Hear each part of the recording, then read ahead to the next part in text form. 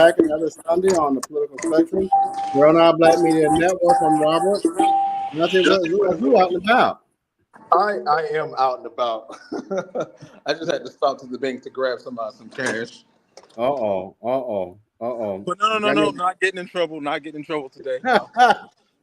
You don't go buy no dogs and cats now. Oh, no, never. But we are only almost 23 days left to the election.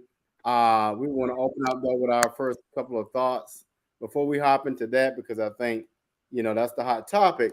But what are some of your the first 10? What's your hot button items for the first 10 minutes? I'll say this. I think Trump has done better at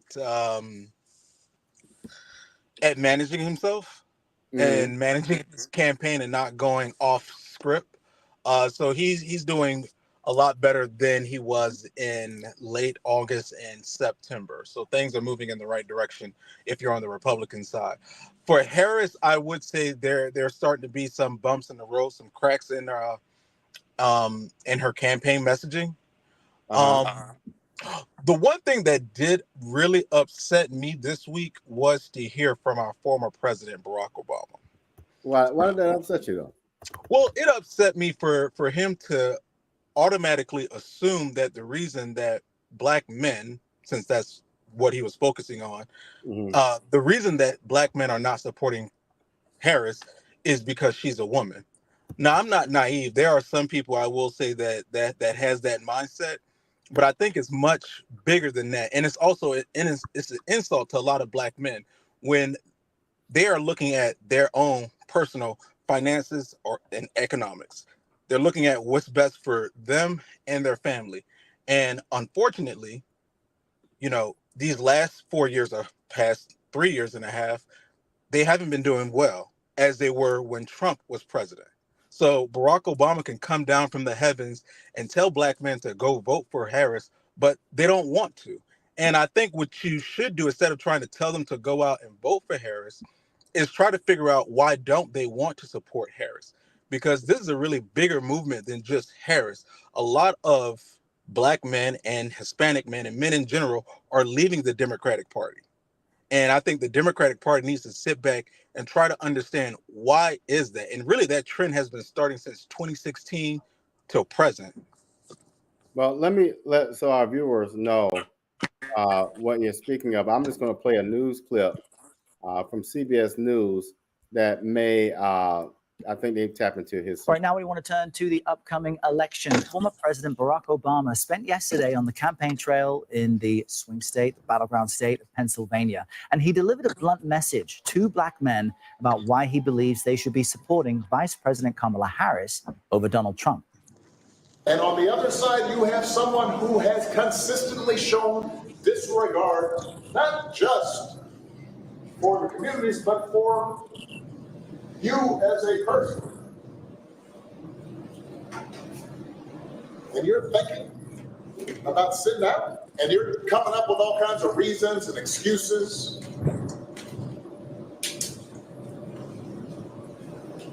I've got a problem with that.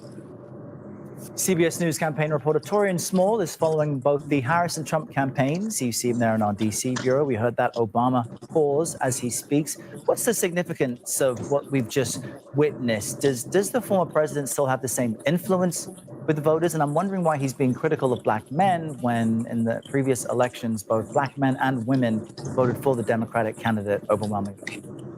Well, Errol, the former president recognizes that black voters broadly are a crucial part to the Democratic Party's base, and he's probably looking at polling that showed that Donald Trump is making inroads with black men, even though black women, though, still feel largely more supportive of Kamala Harris. Look, the goal behind bringing Obama out is to galvanize, again, this crucial part of the Democratic Party base that could ultimately help Harris cross the finish line come November. Now, at a town hall event last night, J.D. Vance spoke about Hurricane Milton and the federal response. How are you watching the Trump campaign, including Vance, alter their rhetoric about the hurricane since earlier this week? Yeah, they're shifting away, at least J.D. Vance, for JD Vance's part, they're shifting away from the idea that the administration is diverting funds from disaster relief to migrant policies, though he's focusing on just the response now. He said at this Greensboro town hall last night that the response time from the military to these affected areas were, in his mind, inexcusable. And so I do want to talk about that, Dante, is that there's the lies that's being told. But let me speak to the Obama thing really quick. I see this as a two-sided coin thing with Obama. I agree with him in the aspect that I too struggle to see. Well, I don't struggle to see. I do question how one could overlook certain aspects of Trump, such as his rhetoric and such as his approach to certain communities. For example, creating opportunity zones that are Black communities. I don't see it as an opportunity other than for developers. So that's what I think. Things like that scar Trump with certain people, and that's why people are like, okay, question mark. He's not helping our communities. But the other piece is, as a person who may or may not likely support tolerate Black males, I could see Obama kind of questioning that as well. So I think what the other side of that coin will be, though, at the same time, is people are looking at their values. People are trying to understand, who's better for the economy, and who's better, for my day to day. So I get that part. So I think it's a two-pronged approach, a double-sided coin when looking at that whole thing that Obama is saying. And a lot of times, I think with the bases, we hear the Democrat base, Republican base. I think parties both need to step away from it. Thinking that you have a guaranteed base that's going to stick with you despite turbulence is bad thinking, right? I think that's bad thinking. And so this assumption that, like you said, all Black men, all Black women are automatically going to hop on this blue train is a bad one. And I think that's what called Hillary Clinton out. But, I agree with you, and I also see the rationale why. But let's talk about what's up with Trump and Vance going around talking about response to the hurricane. I think that was kind of off guard there and pretty much not true. Well, so I can't speak to that because I'm not sure what they were talking about. I will say that there is a substantive conversation that we should be having about disaster relief. I'm not even going to touch what Trump or Vance was talking about. However, what we do need to talk about is why the U.S. continues to send billions of dollars. You can call it aid or whatever you want to call it. We continue to send billions of dollars to other countries suffering right now. Like, it makes no sense. $750 is a slap in the face to a lot of people. I mean, that's going to get average family grocery. That's all it can really get them. Mm-hmm. And so we do need to have a conversation about the way how our government is spending funds and taking care of its people. But I'm not going to entertain what Trump or Vance said. It's nonsense. And that's my thoughts on that. Yeah, but my thing is, they've got to stop doing that. I will be honest with you. There was I think I texted you and Clinton. There was a week where he really, if he would have stayed in this mode of being presidential, not worrying about, let me back up. I think Trump has two parts to himself. He has a really serious, I get this person, I get this stuff, I understand what I'm doing. Then he has this playful, what I want to call a reality TV side. I want him to step outside that reality TV side and just don't respond to the naysayers, don't respond to the negativity, and just focus on, the task at hand. And that's speaking on policy, speaking real seriously about, because he truly believes in his policies. And I think if he stays on that bicycle there, instead of going over this way, I think he has a much better job of galvanizing a lot of people. But go ahead. No, I mean, I will 100% agree. I think if Trump stays on message and he talks solely about the economy and immigration, he is going to win he's going to win this race. And he really needs to be a little bit more specific when he is talking about his policies. Yeah, people were doing good when he was president, but I also think he needs to transition to talk about what he's going to do in the future as well. Because we're not getting that from the other side. And that's fine that they don't want to talk about it. That's fine that they want to ride this roller coaster with good vibes all the way to November 5th. He can just focus on policy. I mean, the polls are already showing people trust him on the economy. People trust him on inflation. People trust him on foreign policy. People trust him. I'm not sure if I said immigration, but they trust him on immigration as well. So a lot of the top issues that are on people's mind, Trump is leading. So he just has to speak to that and just simply stay on message. Talking about cats and dogs eating, people eating cats and dogs. First and foremost, that story is true. I'll say that. However, it did not happen in Springfield, Ohio. It happened 2 hours away, and the person was not even a Haitian immigrant. So that story had nothing to do with that. And instead of Trump just simply focusing on a town of 60,000 people got dropped off with 20-something thousand people, instead of just focusing on that right there, that's an important conversation to have. Even when we talk about the hurricane disaster relief, let's not talk about people not giving money to Republican areas. There's nothing to support that. But what we can talk about is how our government is sending billions of dollars to other countries and not taking care of American citizens. So, the arguments are there. Why he's picking to talk about fiction, I have no idea. Well, and the thing that gets me, I agree with you. I think we need to be very mindful of our influence with sending resources abroad. We as an American, and I can speak on this because I've seen this in Sarajevo and different countries where America gets involved only for our own interests. And then we go in and we stick our nose in the business of countries that we have no business in and create disaster. So I do agree with that. My issue is we got concerned with homelessness. We have the serious issues here. And like you said, we're getting involved with wars. We're placing our business places where they don't belong. We're giving out cash like it's hot potatoes. But yet we are failing to really, we don't. There was a time when our parents, especially mine, could save money, go to work and buy food and take care of the everyday thing and go out and enjoy entertainment, things like that. Nowadays, you got to make a decision whether I go downtown because I got to pay for parking and eat. And so we're at a different time where I think we've got to really look deeper. And that's why people are flocking to that guy that has a business record of making money. I keep saying this on our other podcasts and people get mad at me. I'm not a Trump supporter, but I can see why people understand this is somebody who's built wealth. Why wouldn't I want to support them? This is somebody who I've thrived under. So people need to, and especially the Democrat Party, who I'm speaking as a member of that party, come up with a real alternative to that plan. And I think there is one out there. We'll play a clip a little later about comparing their plans.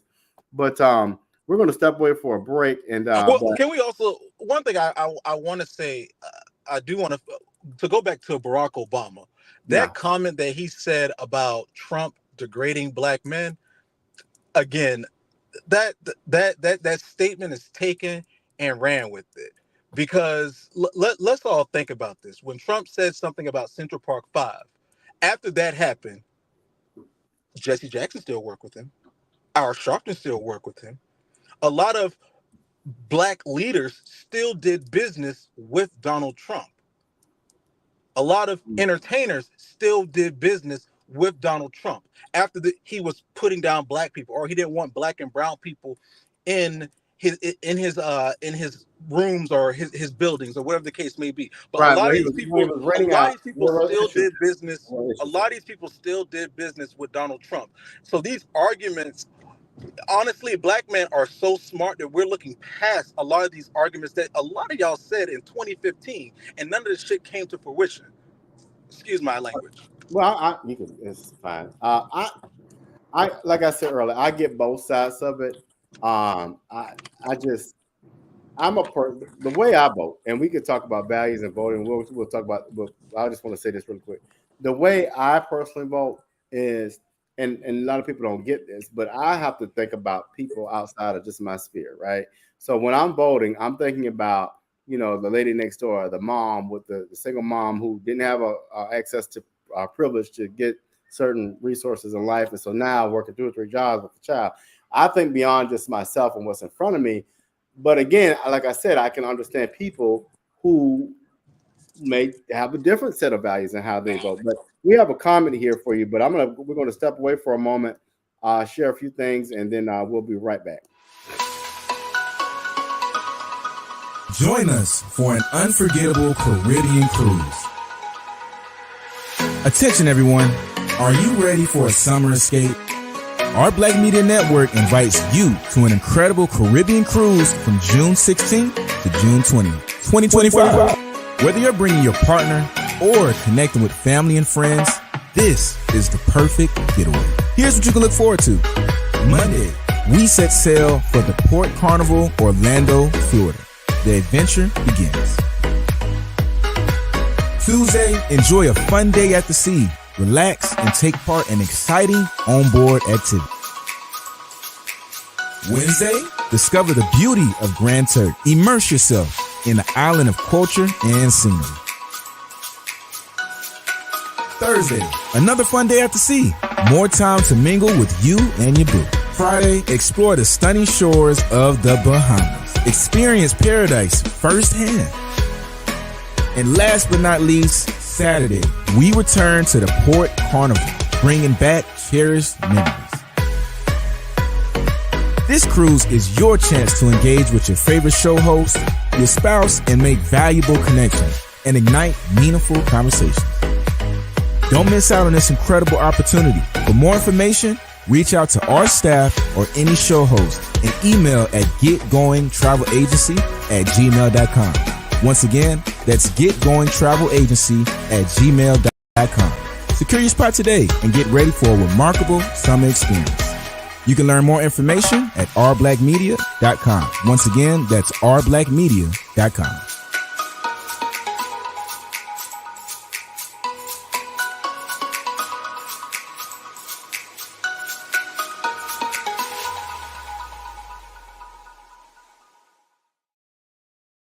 All right, so we have that cruise coming up on Black Media. If you're interested, I can help you with that. Reach out to my email or send one of our guests, or just put a note down there. I'm interested, and we will contact you about that. We just need your email. All right, so Dante, you guys a question here. So we were talking, and Jason Bourne asked, "Hey, is this guy serious? Trump can't stay on message because there is no message. Policy ? What policy does he have? Is this fake news?" So what's your response to that? So I'm sorry, I was multitasking. So Trump does have a policy. He talked about his tax plan, that he wants to continue to extend his tax plan. Even when it comes to education, he talks about school choice. We all know his position on abortion. He thinks it should be determined for the states. One second.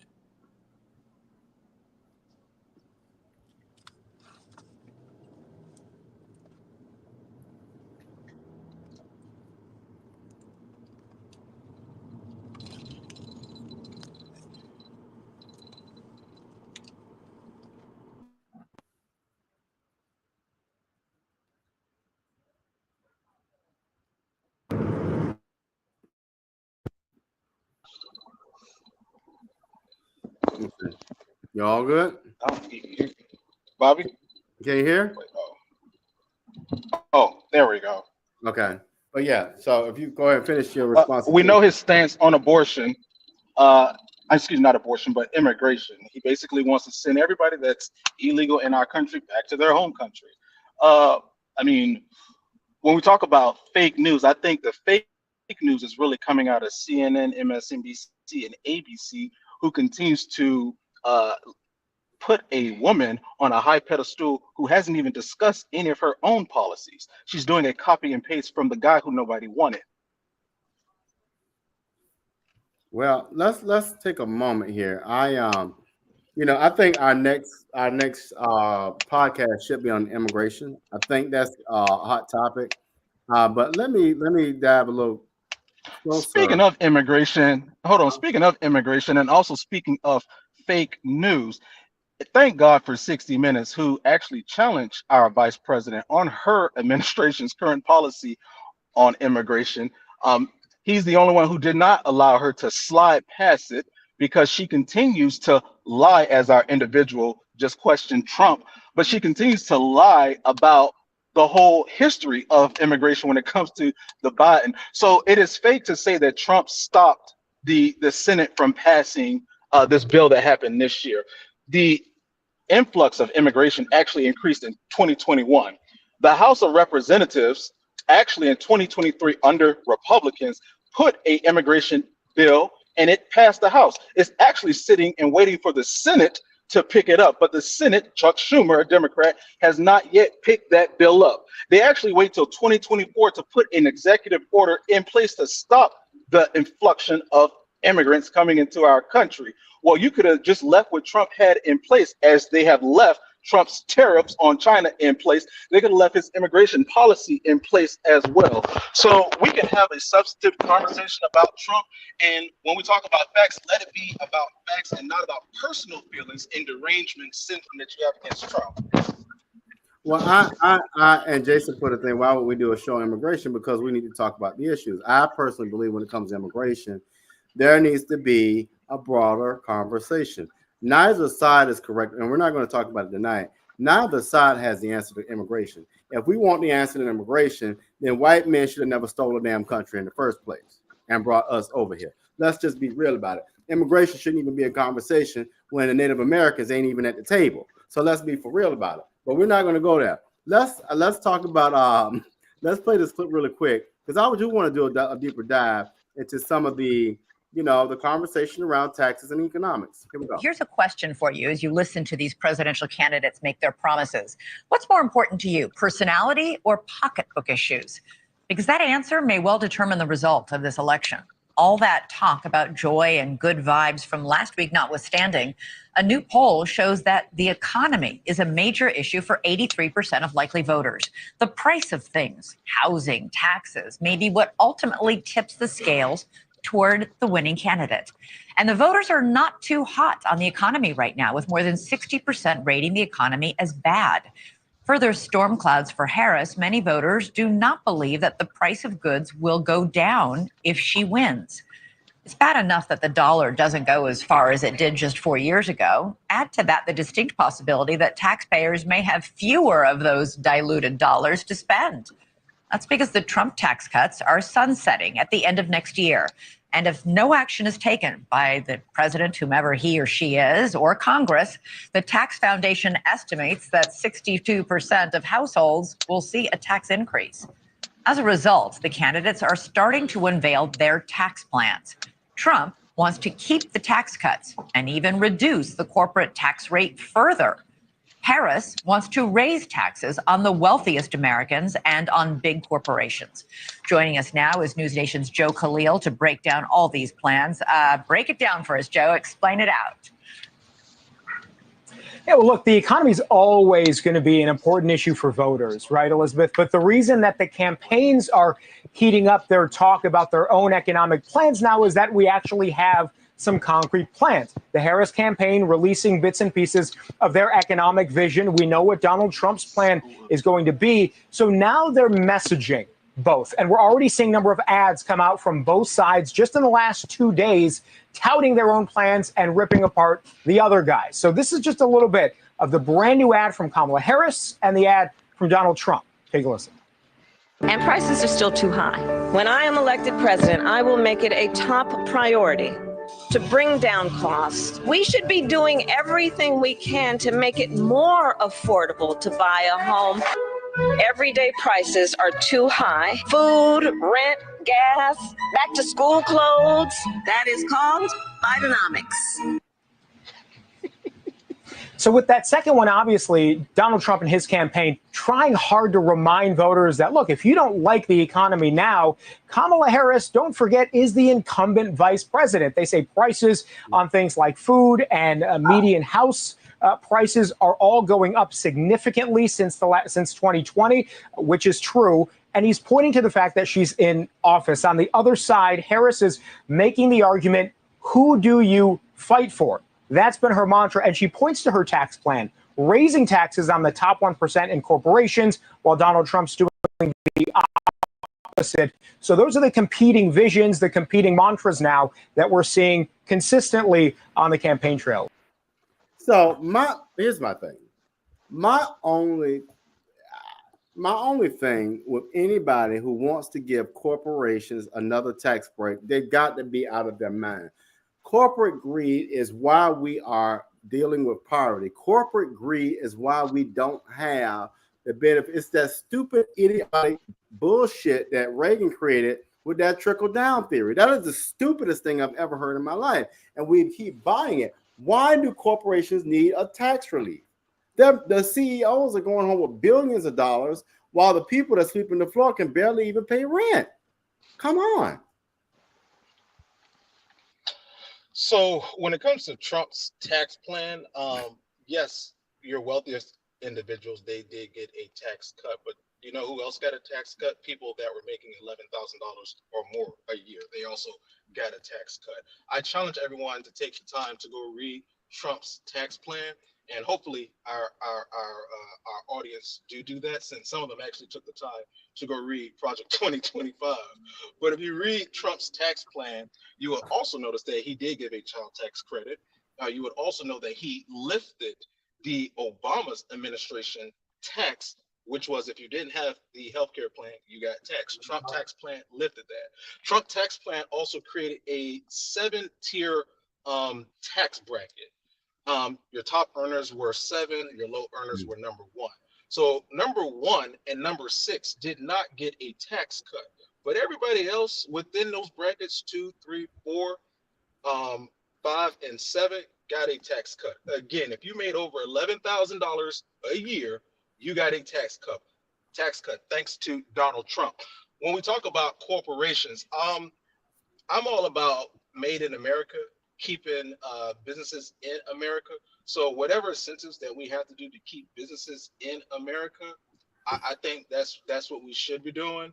When we talk about taxing the wealthy, you know, the Democrats, they every 4 years they come out with this talking point. We need the rich to pay their fair share. What is the definition of fair share? Because it sounds good, to be honest with you. I think people who make a certain amount, they should pay more. But what is the definition of fair share? No, and again, hold on, before you even say anything, Bobby, the reason why none of this will ever come to fruition, because the Democrats love to talk about this rainbow idea of kumbaya. We need to make, you know, the greedy corporations pay their fair share. The Democrats had the House, Senate, and White House at the beginning of the Biden administration. If that they were going to do half of this stuff that Kamala Harris is now talking about, they would have done those things. But they did not do that when they had the House, Senate, and White House. Why? Because it's not really a priority. They just come around every 4 years and say the same exact thing over and over again. What is the definition of fair, by the way? Well, I will say this. This is why I see it fair. Number one, let's eliminate all the loopholes in the tax and economic legislation. Eliminate loopholes. Number two, there should be a flat income tax rate, period, regardless of just a flat one. And then number three, eliminate capital tax gain benefits. I think that's a start. But again, I think the biggest problem we see in Washington, which is so sad, is that people don't want to come from across the aisle and compromise. It's a winner take all, and it hurts people. I'll use this as a model. Now, if you and I go out there, and there are people who legitimately, I'll use Jeff Bezos. I don't know his story, but from what I could see, who legitimately got out there. Yeah, they may have had a little benefit, privilege, whatever, but they developed massive wealth, and now all because of my work and whatever you want to call it, but because I have this resource now, I'm supposed to pay more because you say so. I do have a problem with that. But there are also the other side of that story where there are people who are truly struggling, who don't have benefits and privileges, who because of this no fault of their own are now in a really, really tough situation. So there's two extremes there. But you definitely need people who are going to sit down and and have a real conversation on how do we get out this mess. No, I mean, I now when you say get out of this mess, do you mean the national debt that we find ourselves in? I'm sorry, say that again. When you say get out of this mess, are you referring to the national debt we are in? Not the debt. It's just this lack of Unknown caller. it's this lack of, every time our policymakers and our legislators fail to work together, right? Fail to compromise. The American people, the voters, the citizens, the everyday person loses out.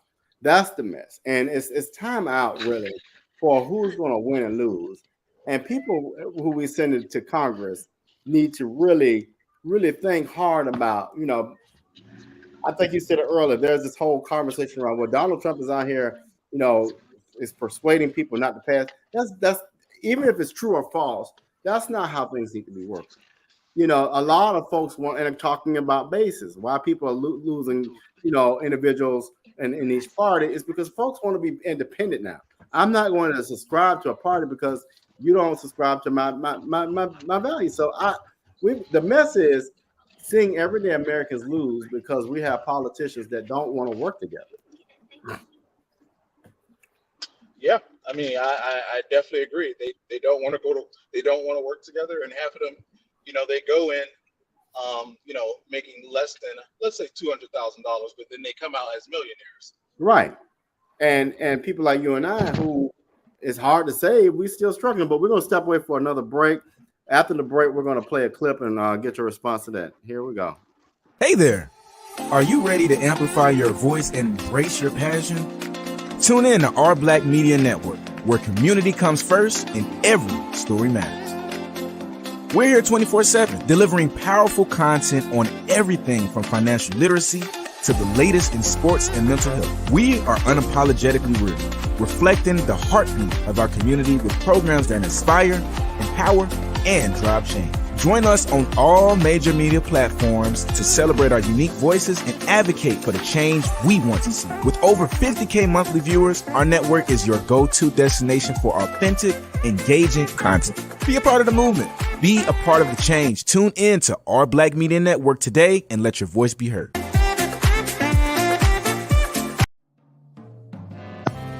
Need your garments cleaned with care and with a professional touch?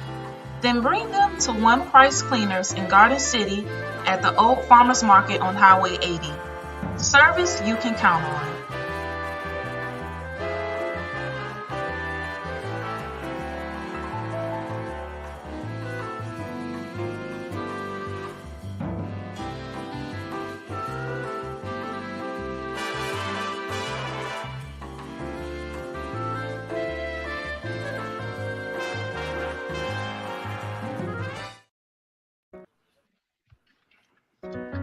I'm Patty Hewitt, and I'm worried about our future. Last one? I think about my grandkids and the belief that they deserve every opportunity. And what you deserve, what Coastal Georgia deserves, is someone who cares more about their community than about corporate profits and big pharma. I'll see you later. All right, thank you. Small business owners and hardworking Georgians are the heart of our community. Have a good day. Not CEOs, not lobbyists, not shareholders, but who's taking care of them? It's time to ask yourself, what do you want from your government?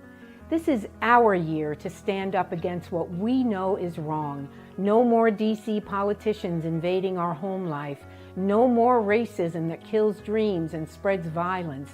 And no more corporate greed at the expense of workers' rights and our environment. So what would be the most meaningful help to you? I've spent the last 8 years working behind the scenes, mobilizing our communities for positive change.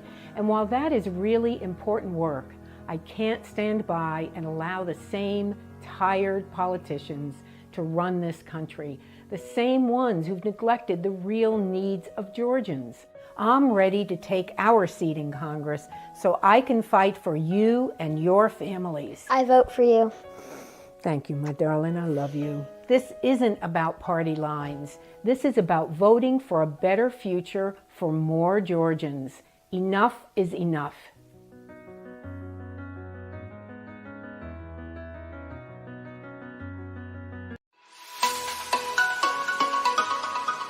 Join us for an unforgettable Caribbean cruise.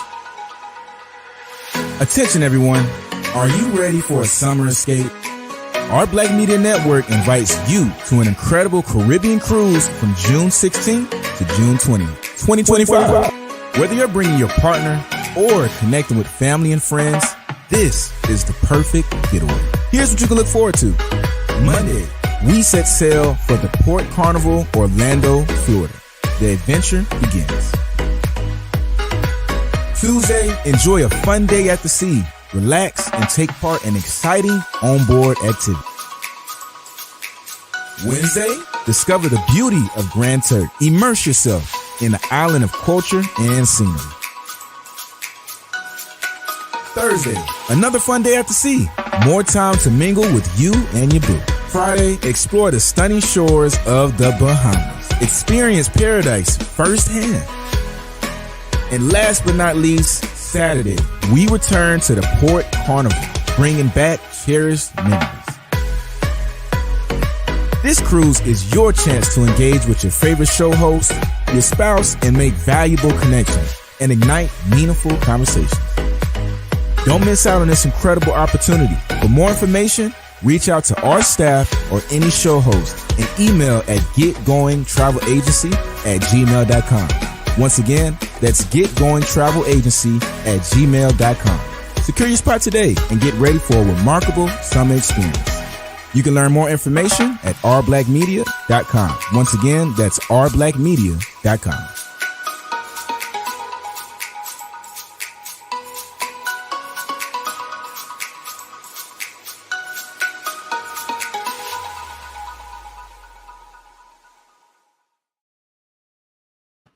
At marslive.com. Hi, John. Great to see you again. Hi, Akshay. So the final stretch here, with little over 20 days to this incredible election. There are concerns, though, that are coming to the forefront, John. Democrats concerned about Kamala Harris's plateau. What do you think is going on here? You know, Akshay, you kind of hinted at it in those numbers there. The vice president's momentum was carrying along fairly well.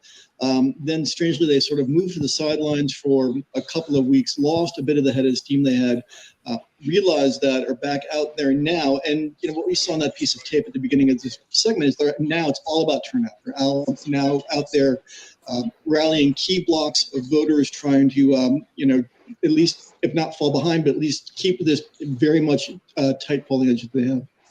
Let's take a look at the key swing states, since we're discussing how they really matter where this election campaign is concerned, and the electoral college that they have. We have a graphic here that shows how important really it is for them, Kamala Harris or Donald Trump, to have the state of Pennsylvania, for example. We're talking about 19 in terms of the number there, but indication is that he is ahead in Arizona. Kamala Harris has a lead in Pennsylvania. Talk to us about what's happening with the other battleground states here. Sure enough.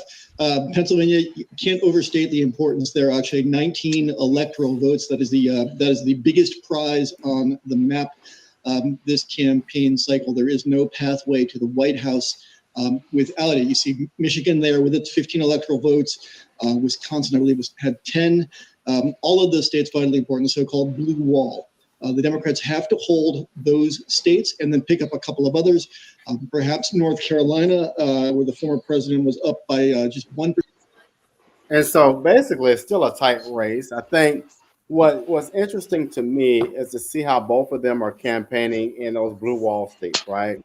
I do think that Tim Walz is having a significant impact to, you know, I mean, whether you like his policy or not, he's somebody that you could really gravitate to, as opposed to his, you know, counterpart Vance. You know, Vance is scary to me. Vance is just scary.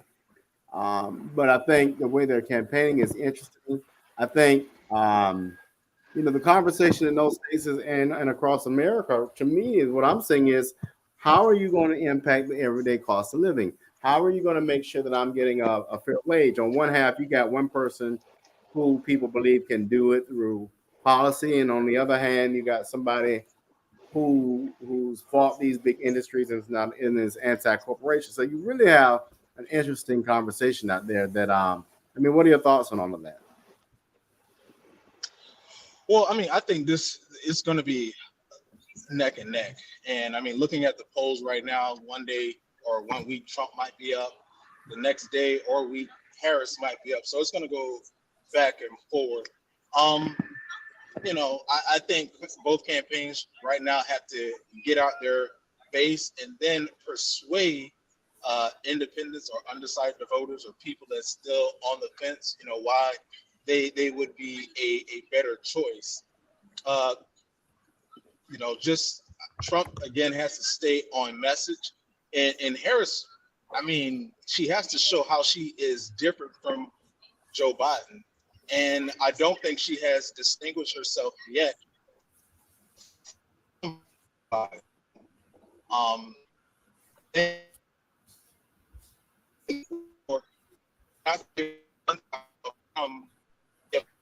administration.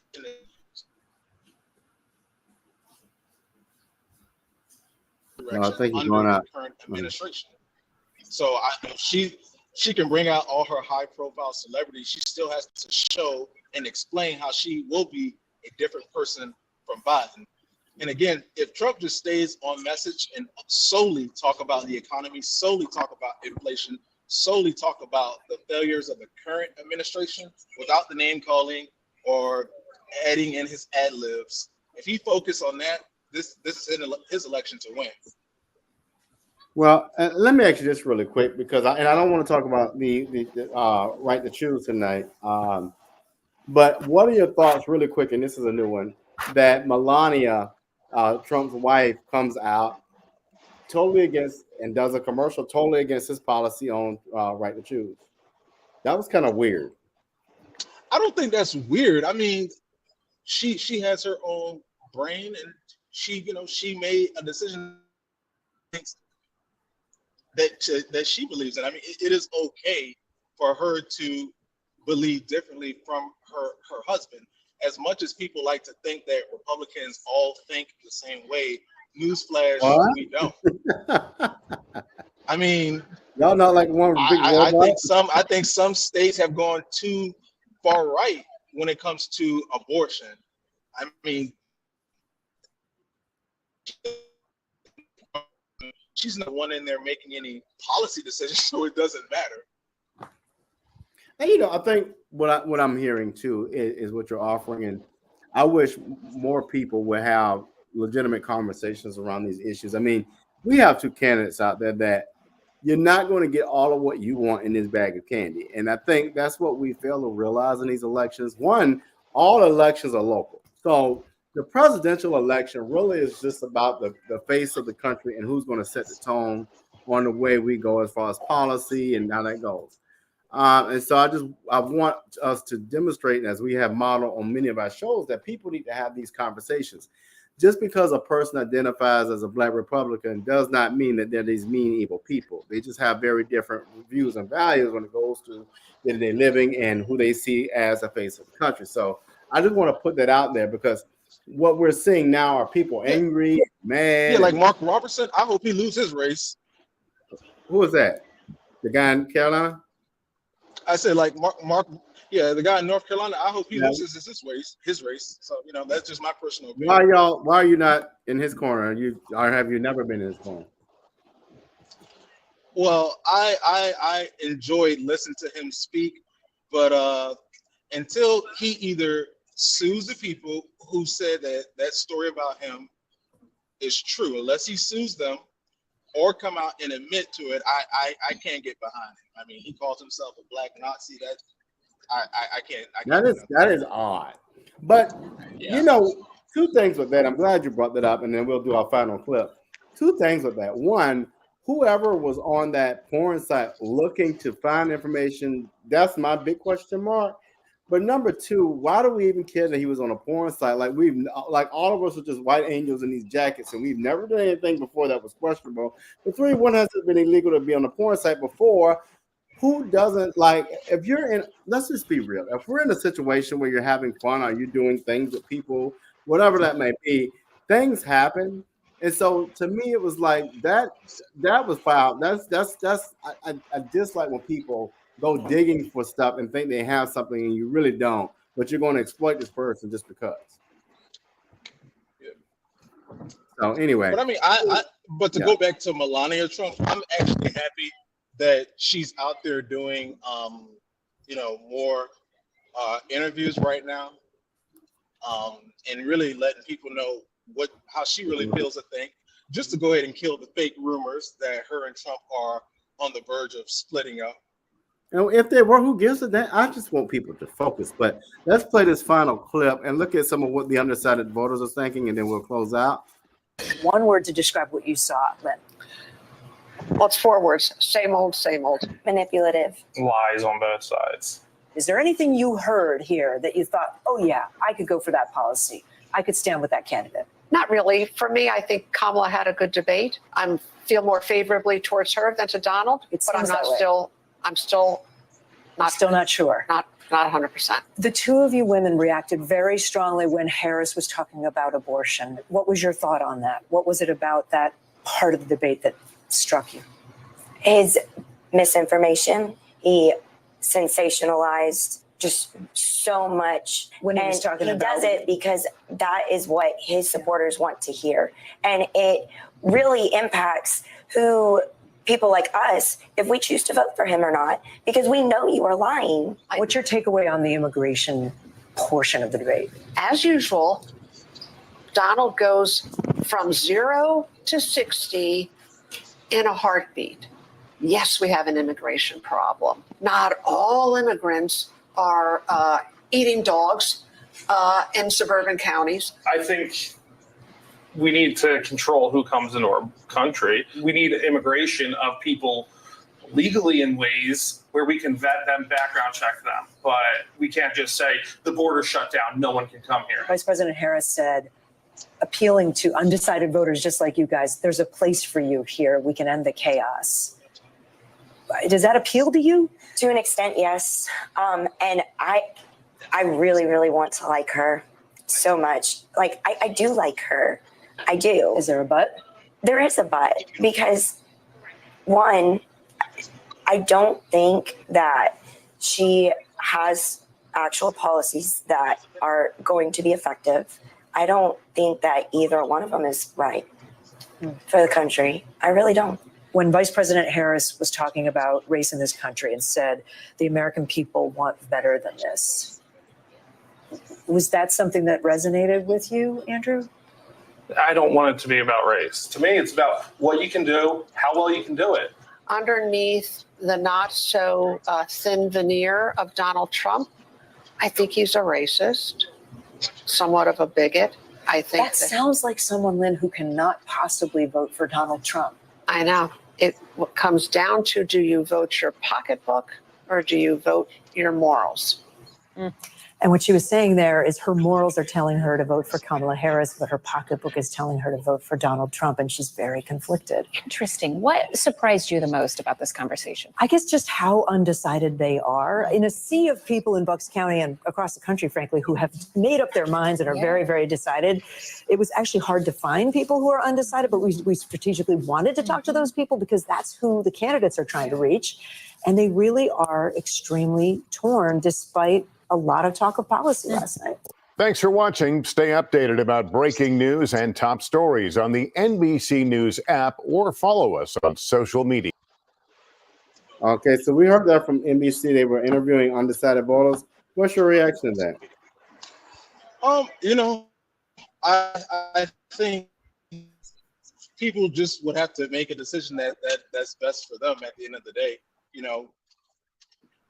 Are you going to vote for your pocket, issues that matter to you, the economy, your pocketbook, or you're going to, in my opinion, continue to believe these things that the media is orchestrating for people to believe about Donald Trump? No, he's not an eloquent speaker like Ronald Reagan or Barack Obama. He's kind of a smash mouth person. You get at him, he's going to get at you. And I mean, regardless of how people feel, some people do feel that is what an effective leader is, especially talk about, going up against Russia's leader, or China's leader, or Iran's leader, people feel that they would take Trump more serious than they would take Harris, who probably would just laugh during the whole conference. So, I mean, you could pick your choice. Everybody will do what is best for them and their community. My opinion, once people get in that voting booth, they're going to start thinking about their finances, and they're going to quietly pull that lever for Donald J. Trump. Well, I think, the danger, the biggest thing with Harris is, for the most part, I feel safer with her. And what I mean by that is, I don't want a president who's cozying up with Putin and Kim Jong-un. I don't want a person who aspires to be a dictator.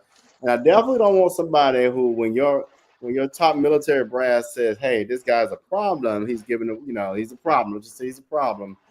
That raises a red flag with me. I think all the other things don't matter if I can't trust what you're doing when you're behind closed doors. And I think that's the biggest danger, preferably with me, to where she may not be telling the truth on everything, but at the end of the day, I don't want us to lose sight of, this might not be, the most up and up situation we're walking into. But we're gonna see y'all at the next conversation. We'll play a message and then we'll be out of here. We'll see you next time. Hey there. Are you ready to amplify your voice and embrace your passion? Tune in to Our Black Media Network, where community comes first and every story matters. We're here 24/7, delivering powerful content on everything from financial literacy to the latest in sports and mental health. We are unapologetically real, reflecting the heartbeat of our community with programs that inspire, empower, and drive change. Join us on all major media platforms to celebrate our unique voices and advocate for the change we want to see. With over 50K monthly viewers, our network is your go-to destination for authentic, engaging content. Be a part of the movement. Be a part of the change. Tune in to Our Black Media Network today and let your voice be heard.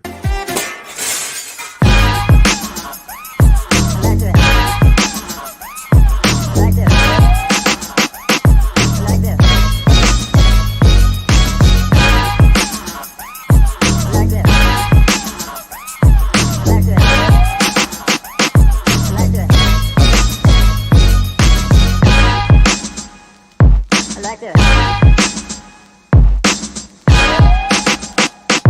like that.